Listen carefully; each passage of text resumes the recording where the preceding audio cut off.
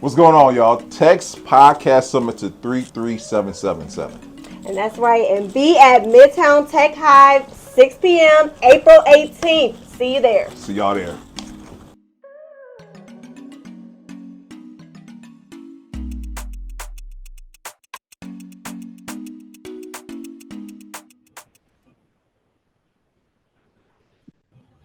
What's going on, guys? This is the Pub Experience, and we have a great edition for you guys tonight. We have Miss Meagan Turner to tell us about RoadPitch and just their amazing platform and how they're putting together those in tech who are doing it, and then with investors to help them to get investors connected with those with the great ideas. So, if further ado, how you doing, Meagan? I'm doing good. How you doing? I'm awesome. Thank you for taking our time today to be with us today and tell us about your amazing platform. I think it is so amazing. Yes, I'm happy that we were able to add Cleveland into this Midwest tour because Cleveland wasn't originally in there. And so I'm happy that we were kind of able to add it because I'm from Cincinnati, Ohio, and I like being able to touch two different parts of Ohio now. So Mhm. thanks for having me on here. No, we appreciate it. So let's start from the beginning. Let's start how you always had a passion for those in tech. Like, what has always been your passion? Where does all begin? Let's talk about that. Let's talk about the very beginning.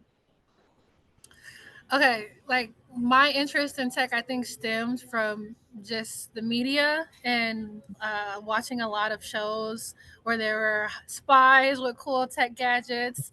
I honestly think, like when I go back, I think it goes to that. A lot of stuff that I watched when I was younger that was futuristic, that I kind of cling to. And actually, when I started in school, I didn't do anything in tech. I was actually a business student, so I've kind of Mhm. combined that. But then I took some time off of school, and now I'm studying electrical engineering. And then I started Road Pitch, and so I'm kind of able to combine the business piece and the tech piece in one with Road Pitch. That's awesome. That's awesome right there. So let me ask you this: so how did the idea come to be? Because I know you and your co-founder, you guys carried together, but how did we guys sit around like, hey, there's nothing like this out there.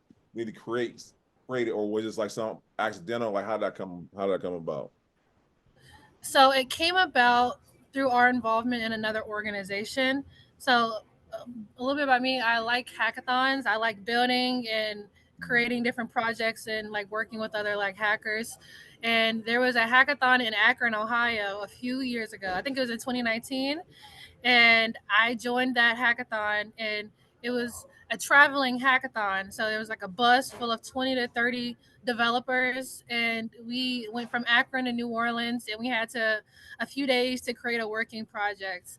And so a few years after that, in 2022, they asked me to join the leadership of that organization and lead one of the minority branches. So that branch was called Advancing Black Entrepreneurs. And so it was my responsibility to recruit like 20 to 30 Black developers and project managers. I had to raise a good amount of money, and then I had to plan a route from the start to Austin, Texas. So we ended up starting in Cincinnati and going to Austin. And um, there was a lot that kind of went into that. That's how I met my co-founder because somebody introduced him to my team, and so he joined our logistics team for that event. And then afterwards, because the nature of that hackathon, we did make stops, and the hackers, whatever they had built at the time, they got feedback from it on their projects.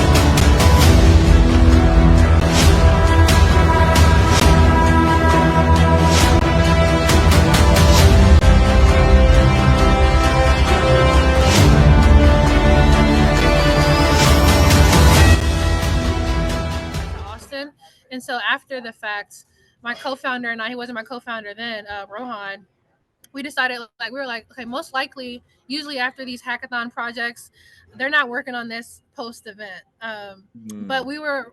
we were introducing them to investors actually, but for their hackathon projects. And so we thought, the people that really could use these introductions are founders who are trying to raise, because as we were traveling, we were meeting the investors in the cities that they were located in.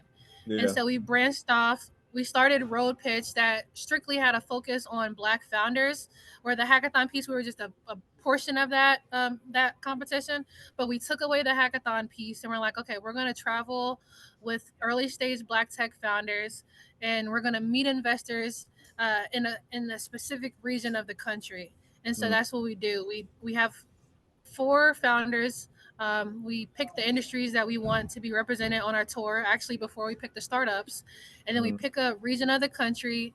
And then we take a week. So sometimes it's 5 days, sometimes it's 6 days. And we organize a bunch of pitch demos, 3 a day in each of the cities, for them to meet local investors for the duration of our tour. So that's kind of how we got started. It branched off from the hackathon project that we were doing.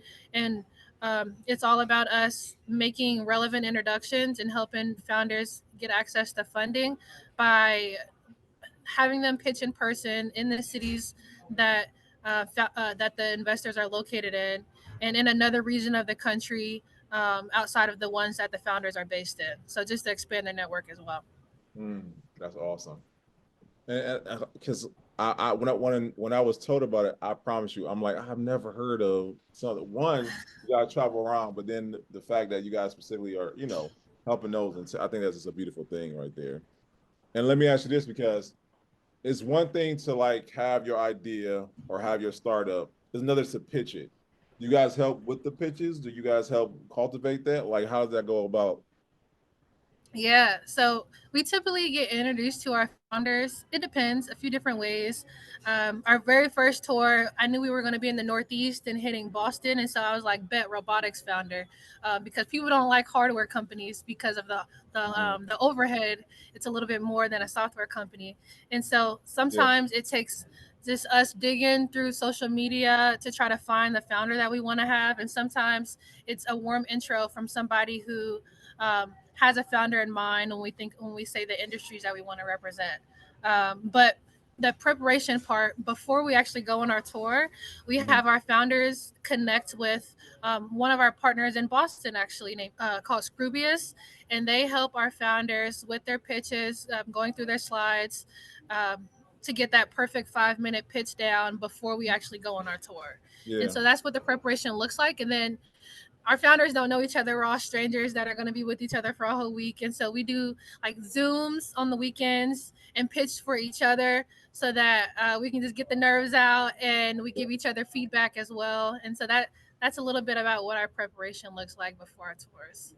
Okay, because I know for me, as a business owner, I know my business, but it's another thing to pitch it or like to try to compartmentalize everything you got, and the science Mm-hmm. or the art, the business part, but to be able to give it to a person so they can understand it. I think it's like two different aspects that you have to master or whatnot. Yeah, it's a lot. I mean, it's like 15 pitch demos in a week with the Wow. 3 a day, and if it's a 5 day tour, and we all end up knowing each other's pitches by heart. And so if you were Uh, nervous in the beginning, like you're not gonna be nervous on day two, and yeah. you're with the same group of people, so everybody's got nerves on the first day. Mm-hmm. And what's the most important, even after the pitches, because founders just have to pitch a lot. They've been doing that before our tours, but Mm-hmm.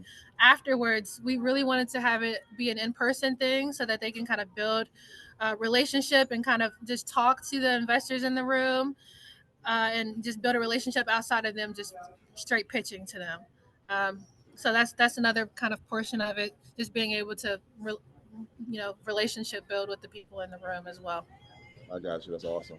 So let me ask you this: how do you guys pick what cities to tour? Is there specific areas that where the founders are fluent or more luxurious, or how you guys pick your tour, the place you want to tour to? There's Black founders everywhere, but our very first tour, we bootstrapped it, And we were like, okay, what's a region of the country that's going to make sense with our budget, which was us coming out of pocket. And Mm, so that's why we picked the Northeast because of one, the cities were kind of closer together. It was going to hit it was going to hit New York. And also because that Amtrak train, we started in Boston, we went to New York, Philly, Baltimore, and DC, and we just took the train from city to city. It made it very easy. yeah. And that's why we chose that region to Okay. start with. Yeah. Yeah, yeah. No, I got you. Hey, listen, I foresee that, you guys are gonna be able to take this thing around the world. So right now, Northeast, northern part, but yeah, worldwide in a minute. So yeah, no, that's good. and and then our second tour, we chose the West Coast because I was out in San Francisco for some internships, and my co-founder lives in LA, so we were physically in that region, and we were able to kind of network in person, and so that's why we chose the West Coast as our second region. No, that's good. So let me ask you this. Um, what kind of, not saying the work, because let's say there's someone who's watching this who would like to start their own aspect of a tour, like what you guys have a road pitch. What would you recommend they start doing in order to get that off the ground? Um, what's the reason for touring? I think whatever you identify, like who you wanna, what sort of groups you wanna get in front of for that tour. Just we always start with research. Um, like that's how we pick the industries that we want to represent. We do our research and say, okay, Boston. So we've got digital health, and you got like robotics in Boston. So Mhm. and we kind of do our research on the cities and the people who are the ecosystem leaders in that city. And so I recommend for somebody else who is interested in it, um, you got to be smart. Like, I don't think it makes sense to start in New York and want to go to St. Louis in one tour. You need to pick a region of the country and then do your research and figure out who you want to get in front of. That's good. Okay. Okay. No, and I think that's smart because once again, and would you recommend like doing around the areas around you where you live first before you branch out, or just do what makes sense as far as places you already been that you already have connections in versus branching out to places that you haven't? We started from scratch. Like, not yeah, we started from scratch. And I think you can start from scratch. And what's actually interesting is because road pitch is this exciting and we're traveling, and Yeah. like we have somebody wrote an article and they said like Amazing Race meets Shark Tank, and so people get excited about that. But I Yeah. think when you do a tour or something, like that's exciting when you think about your favorite artist or something that does a tour, that brings a level of Right. excitement. And because of that, I think that sometimes we have an easier um, like we're because of people being excited about our tour, maybe we have access to investors because of the excitement of the whole thing. They're like, oh, this is like, maybe they won't answer an email for just anybody, but Yeah. we mentioned like a fun like tour over a few days, and they're like, okay, I'll give you my time, or I want to be a part of that. um, and so I'd say like a lot of the founders want to get outside of where they're based. Like they're Mhm. like, okay, I've been here all my life, and I hit a wall when it comes to fundraising. Like they don't Yeah. think like investors are cutting checks, and so they're actually wanting to go to another region and expand their network. And so I think that a lot of people feel like they need to leave home for a little bit, and sometimes you get more of the support that you need when you leave and then bring it back, and then people in your hometown can celebrate that traction that you've made when you bring it back. So I recommend going somewhere else and then bringing it back if you want to do that. That's good. Usually, make I got my little buzzer to let everybody know they should be listening in or whatnot. But that was good because too often we hear about that being the case. That sometimes, unfortunately, not unfortunately, but it's real. You have to go outside of your area to get the recognition or get the proper um, funding that you need to bring it back here and bring back what you learned too, and what access you have. Mm-hmm. Yeah, because like I'm just now, this is the third tour, and I'm just now going through my hometown, Cincinnati, and Mm-hmm. I think that if I would have started here, I don't think that it would have been the same amount of excitement. But they're like, oh, bet you did this in the Northeast, you did this on the West Coast. Now you're coming back home, and I'm getting more of the support that I need. And I think this order of the tours was important for that. So, yeah. Yeah. And I love how they said this is the Shark Tank meets the Amazing Race. So let me ask you this. With that being said, if I let's say I'm a founder, what should I do if I want to be on the next iteration of Road Pitch? What should I do on my end to make sure that I am getting you guys' view to be on the next iteration? We always have our applications for the next tour right after our the previous tour ends, and so folks just go to our site. But we get our founders a few different ways. Mm-hmm. Um, we specifically, are looking for Black tech founders who have a little bit of traction. Of course, traction is defined different ways. Yeah. Um, Based on industry, and there's a whole bunch of things that to look into, but um, a lot of the time, one of the reasons that we incorporate local founders, so we have a group of founders that we travel with, and then Mm-hmm. the third event of every day we have like a larger event. It's a mixer, it's a fireside chat, and then it's a pitch competition including our traveling founders and local founders in the cities that we go to. And so a lot of the time we're pulling from the local founders from our previous tours that we've met, and we're like, bet we already met you, we've seen your pitch, and your industry matches like the one that we want to represent for the next tour. And so that's one of the ways that we meet our founders. But that's not always the case. Sometimes people refer founders to us, and then sometimes they weren't local founders before. They were just founders that applied on our site, and we thought were good candidates for the next tour. No, that's good. Yeah, no, because like once again, I just love what you guys are doing. Like, I don't know why. Not saying more people are doing this, but like the fact that you guys are pretty much being matchmakers. Exactly. In a sense. And I think more industries should have something like it, and especially for us as minorities, we need more of the exposure and putting together people in the right room, the right people at the right time. Yeah, because this is the thing. Like, Black people have already been traveling around for different opportunities, Mm-hmm. um, and so that part of it is not new. But I think a lot of the time, some of these founders maybe have investors that have a larger network than that specific founder does. And so Mm-hmm. just the networking piece is so important, like especially outside of your hometown in another region. Because I bet you, like, a lot of the time, some of the people that we meet, some people in their hometown already know them. So like Mm-hmm. it really does make a difference of like you actually getting out there and traveling, and then when you go back home, like you're able to kind of build some relationships at home because maybe people in your hometown co-invest with a founder on the West Coast. And so like a lot of the times investors do that. They're co-investing with investors in different parts of the region. But the fact that you were able to meet them in person in that region makes all of the difference. So Mm-hmm. yeah, that networking piece is huge. And I'm about to say one of the things that we try to reiterate on the show is the power of networking. How has networking propelled you as in your individual journey, and how have you seen networking affect those who have been part of Road Pitch? Oh, for me, I like to meet strangers, which is one of the reasons why I love stuff like this. Because Yeah. like we're traveling with a group of strangers. I love founders because I love like their hustle and that drive to try to grow their companies. A lot of founders don't make it past like they'll make it to 5 years, and so there's something super special about Black tech founders, and I love meeting strangers, and that's what we're doing all of the time. Networking is very huge. When I was before I was in school, I was applying to um, tech conferences. A lot of tech conferences have travel scholarships that people can take advantage of, and they'll pay for your flights and your hotels, and you can do a whole bunch of networking at those tech conferences. And a lot of people think that um, I don't know. I've got this big network, and a lot of that is me. I don't know. I struggle with like social anxiety, and so sometimes I just need to know who's going to be in the room before I get there because it helps me with my nerves. And that's been a superpower. That's been a superpower a little bit as far as networking. So Hmm. you just got to take what you got, and then just be willing to put yourself out there. But there's nothing.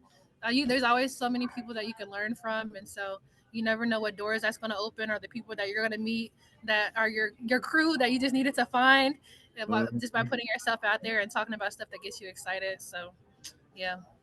Yeah, no, that was good. No, because once again, and like, so it's funny because like as an entrepreneur, everyone assume when you're an entrepreneur or you have a business, you're automatically an extrovert and that you know how to network properly. Or you know you that even though you're not a network, maybe you suffer from, like we all. I feel like we all to a certain extent so suffer from social anxiety at a certain extent, right? But Hmm. learning how to navigate that, I feel like is an art in itself, though. Yeah. Yeah. Yep. You just gotta put yourself out there. But you don't have to be an extrovert to be a founder. There's Yeah, there we go. so Well, many founders who are not. Yeah. Just no, that's yeah. good So right there. that's a good point for sure. Yeah. Okay, so let me ask you this. So, what does the future hold for Road Pitch? Well, I know you told us what the future holds for you as an individual, but what does the future hold for Road Pitch in the future? So we're gonna be planning our next regional tour right after this one. Like Mhm. we are a startup. Our first tour was this time last year, first 5 days of Black History Month. So we're still trying to like figure out different ways that we can take it, get feedback from everybody involved, to make it the most impactful. But for right now, we're going to continue with our tours. Our down south tour is going to have four. It's going to be our fourth tour, so we're going to have touched like the four corners of the U.S. basically, Yeah. and I think as we go along and get feedback, we're going to figure out just a way to make it more impactful. But I know that like we've got like two more tours this year after this Midwest tour. So, imagine, is there any region of the United States where you just where not saying okay, not to pit anyone against each other, but where you seen or have you been in a region where you're like, okay, this is where a lot more founders are at, or this is where more funding for founders are at? Like, have you seen that on your tour this far? So everybody wants to go to the West Coast. Everybody wants to go to Silicon Valley, but there's a lot of talent out there, which is actually really exciting. A lot of people get really excited to build stuff and want to try and take risk, and I love that. However, a region that I was really impressed with is our during our Northeast tour, like the Baltimore, Philly, DC area. Mhm. They're very close knit. There's a good amount of Black VCs in that space, and they work together. And what I've seen are founders kind of doing what we're doing, like taking advantage of neighboring startup ecosystems for networking, for funding. So you'll see like Philly, not that far from Baltimore, 45 minutes from like DC. So you'll see founders from Philly like networking with folks in Baltimore, and then like Baltimore going to DC and really working like the ecosystem, and then maybe going up north to New York. And I Yeah. think that like for Black Tech Week, that's in Cincinnati. I'm from Cincinnati, and I saw so many people in my hometown. There's like 20 people from Baltimore. Tired of carrying that load? Drop the house. Gutter Properties will buy your house as is with offers up to $300,000. Need serious repairs, liens, taxes, or judgments? We'll work through your unique situation to get that house off your back. During your free, no obligation appraisal, we maintain social distancing and take every precaution to ensure your experience is safe. Drop the house. Gutter Properties. Call us or visit gutterproperties.com. I met during our tour up there. They came in groups, and that's how they travel. Like for conferences, you won't see one person from Baltimore. Like you'll see a good group of them just kind of traveling together, and I love that about that region. So I was really impressed about that region and how they move and how they support one another, and the number of black investors in that space as well. No, that's good. So, and then I want to make sure because if someone watching, probably like VC. What does VC mean? Oh, VC venture capital. So you'll see venture capitalists. Um, yeah. So when founders are raising money, they typically bootstrap. That's probably how they start, Mhm. investing their own money into their companies, and then they'll try to raise money from friends and family. And so, with Black folks, that might look different from some of our counterparts trying to raise money from friends and family. Right. So, what do you want? You want to own as much of your company as possible. So, what we try to do is introduce our founders to angel investors, which are individuals who are registered, accredited investors, and they put their own personal money into founders, but they don't take as much equity as VCs.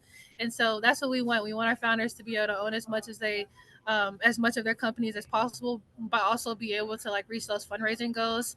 And so typically after they raise their round with angel investors, that might be what they need, and they're able to build and just start building revenue on their own. And then some people go the VC route, some people don't. VCs, they want to see a big return, and some founders want to be profitable and don't want to exit and sell their companies. They want to keep it black owned. So there's different methods of going about it. But what we try to do is bring accredited investors and individuals just like you and me who invest their own money, which can look as small as 1K, into startups, and they don't take as much equity. Okay. So now you taught me with that. I knew what the venture capital was a little, but like I love how you broke that down, because by my understanding, I know like if you watch Shark Tank like I do, I love Shark Tank. But when it's about Shark Tank, that they try to take a lot of the equity, all depending on the company. They think it's worth a lot of value. They might take a smaller portion in hopes that even though it's a smaller portion, the return on their investment is going to be a lot higher or whatnot. Yeah. And I'm about to say, like, and I love how you said, like, some of the, not a lot, no, a lot of the investors, they just want to be able to help that company rise, right? Versus trying to get like a profitable return on their investment or whatnot. I mean, everybody wants a return. Like the angel investor is not doing it from the good of their heart. They want a return too, but VCs like want you to go 10 times as hard. And so you just gotta, and you don't, not all money is good money, and you want to have you want to have an investor on your team that also just cares about the growth of your company and maybe is introducing their network to you. Like maybe you're building a fintech product, and maybe your investor has worked in that industry for 20 years, and so they've got, outside of writing you a check, are able to introduce you to a lot of people that can help you get clients on board and just generate more revenue with some of those introductions. So a lot, it depends, but I think people like angel investors because of those like closer relationships and them being able to provide more than a check sometimes. So all that kind of comes into play. No, that's good. Like I said, you taught me something tonight or whatnot. So with that being said, and like so we talked about the future of RoadPitch. My question to you is there anybody you would love to collaborate in the future with RoadPitch? Like, Damon Jane, like maybe some of the Shark Tanks on Shark Tank. Like who would you like to collaborate in the future with RoadPitch in the future? Okay, I can think about organizations. So there are organizations that would make our job a little easier if we had a relationship with them. What we do is we do a whole bunch of cold outreach. So like, we're big LinkedIn people. We scrape emails. So there's like a platform. If you're into like, if you're trying to get something done and you're doing a whole bunch of outreach, there's a platform called Rocket Reach where you can like put somebody's LinkedIn in there and then scrape their email and then reach out. And we do that and a whole bunch of other stuff to try to get emails and reach out to folks, because before I started this, I didn't know any angel investors. And so there are organizations that are full of angel investors. If we partner with them, that would make our job a little bit easier as far as outreach, because there are different organizations. One is like the Angel Capital Association. They actually were one of the they have different local branches that we've connected with for our very first tour. The Angel Capital Association in that Boston area helped us get a good amount of people in that region to come to our events. But if we were able to partner with them on a national level, that would make our jobs easier as far as bringing people into the rooms. As far as people, let me think. I got to meet a lady named Arlen Hamilton in Indianapolis, which is not far from Cincinnati. It's an hour and a half away. But this is, you asked me like my favorite region, and I remember I was telling you like Baltimore, Philly, DC, very like 45 minutes. People just be working that space, founders. Indianapolis is close, but you don't see people from Cincinnati going to Indy like that, or to like Lexington or some other space like kind of working it. However, I met Arlen Hamilton. She's a Black VC with an incredible story of how she broke into venture capital as a Black woman, as a queer Black woman, and She's got an amazing story, and I got to meet her in Indianapolis during the NBA All Star. She was one of the panelists at an event, and that was pretty cool. And she's doing a lot of great stuff and is opening a lot of doors for other Black women and just people in general to break into that space, because a lot of times, like, if you have an investor that looks like you, like, it's just different. Just like having a doctor that looks like Yeah. you Oh, or a therapist, yeah. like, very important. So Mhm. yeah, she's doing great work. I admire her. I got to meet her a few weeks ago, and I would love to collab with her in some capacity. No, and if nothing else, that's what I love also about rope is the fact that once again, the fact you guys are having this traveling um not competition, but just being able to represent us in the tech field, and once again put us in front of people who are willing to invest in our business. I love it, and thank you guys for what you guys do. Also, by the way. Yeah, I'm excited for Cleveland because, like I said, I'm excited to just be in another part of Ohio, and I learned so much. Like, I think our founders get a lot out of this, but so do me and my co-founder, and just learning about the space and different startup ecosystems. And what I've learned about Cleveland in particular is, excuse me, like nonprofits who, like, it's my first time seeing a nonprofit in the Cleveland area that has so much impact. And I'm talking about like Jumpstart in particular. Like, they work really closely with founders. I've been meeting founders in Columbus and in different parts of Ohio outside of Cleveland that have worked with Jumpstart in some capacity. And I think it's just super impressive, as well as, excuse me, the people on their teams and the overlapping organizations. They seem to kind of support each other in a really cool way. And also, like, just conferences up there that I'm like, okay, Cincinnati, we gotta collab or try to do something like that too, down south. But so I'm excited about Cleveland. No, listen. One thing I will give us credit for is that I feel like Cleveland is an up and coming city where tech is tech business are now starting to rise up. Shout out to, like I said, Jumpstart. Shout out to great organizations like Futureland and all these great Mm-hmm. organizations that are putting. And shout out to our Mayor Justin Bibb. He literally said when he became mayor of Cleveland, that's one of his initiatives that he wants to, because he comes from the tech space, but that he wants to make Cleveland a hub for that. So we're seeing it, and like great places, and like great organizations like your own who are coming to our city to once again expand that reach. So thank you guys once again for that. Mhm. So I have one last question for you, and this is the question I tend to ask all our guests: is the legacy, right? The legacy that you guys leave, because you guys are doing something that once again I think is phenomenal. When you want people to think about road pitch a year from now, 10 years from now, and beyond, what do you want what do you want people to remember road pitch for? I want I want RoadPitch to be a household name, and I want these startups to be household names as well that are a part of our tour.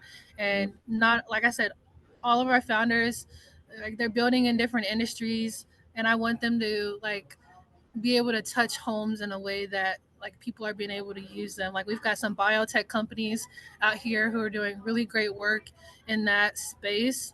And there are certain industries that I think are not as appealing, like maybe biotech versus like something like insurance, something that's like a finance type of app. So as far as legacy, I just I want more visibility for our founders a part of the tour. I would like to see, like, all of our founders reach their financial goals and more, and to be able to really build that traction that they want to see. Some of them have more regional focuses. So some folks are building for a Philadelphia market, for a Boston market, but some of them want larger reach, and I want them to be able to get that larger reach. And I hope that Road Pitch can amplify their platforms in that way. Your legacy. No, like I said, I just want to give you guys your flowers and thank you guys for what you guys are doing. Because once again, you're showing people what's possible. You're showing people there's a need for more organizers like your own, and we is a great service you guys are doing, by the way. So, lastly, I want to have you tell everybody where can they learn more about Road Pitch? Where can they get a chance, if they want to fill out to become a founder or want to be an investor, where can they find out more? So they can hit up our site, our website, roadpitch.co. Our Instagram, on LinkedIn, everything is at RoadPitch. So everything is pretty simple to find. Twitter is the only one that's RoadPitch Tour. Way to hit us up. We're pretty active on those platforms. And if you want to apply, you can. Some people hit us up on social, and some people go straight to the site. So we're not hard to reach. No, and listen, for all you people who are not that technically advanced like myself, I will have in the show notes so you can go right to each of the links. You guys can reach me on social media, or reach out to them, and apply also. So Meagan, I just want to say we thank you for your time today. We thank you for once again what you guys are doing. And listen, whenever you guys in Cleveland, please let us know. We will be there. But the plan is to come back after the tour. We don't want it to be a one and done because we're in these cities only for one day. So we'll love to come back. We'll love to bring some Cleveland founders to our next regional tour, and for them to be able to raise it and bring that back to Cleveland. So yeah, no, definitely not a one and done from on our end. No, that's awesome. So listen, hey guys, so if you are in tech and you want to learn more, listen, follow RoadPitch, get in touch with them, and we just want to thank you for your time today, Meagan. Thanks for inviting me on here. Yes, ma'am. Listen, guys, we want to thank you guys for watching, and we'll see you guys next time. All right, peace.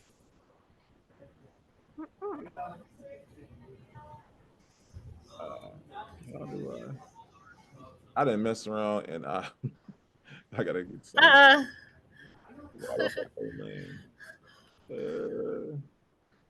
See, this is why I'm used to just recording.